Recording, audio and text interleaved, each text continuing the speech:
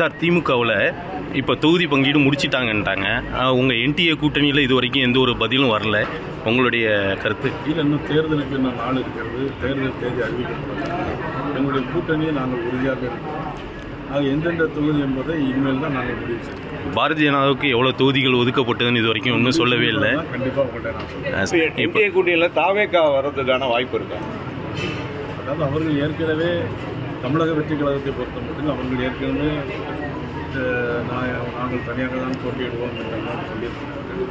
இதுவரையிலும் எந்த விதமான தகவல் எதுவும் கிடையாது. கடந்த 2 நடக்குதுங்களா? இல்லை, இதுவரையிலும் எந்த தகவலும். கடந்த 2 நாட்களாக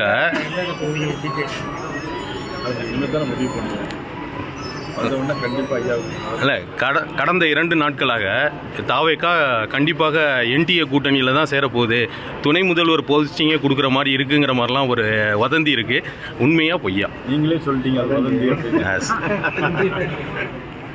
இன்னைக்கு திமுக சார்பில் திருச்சியில் மிகப்பெரிய மாநாடு நடத்துகிறதா சொல்லியிருக்காங்க.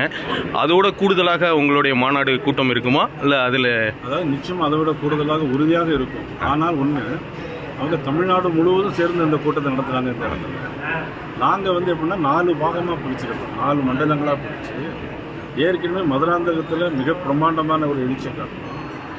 அதன் பிறகு குறுகிய காலத்தில் ஒரே ஒரு வாரத்திலேயே மதுரைக்கு ஒரு மிக பிரம்மாண்டமான எழுச்சியை காட்டணும்.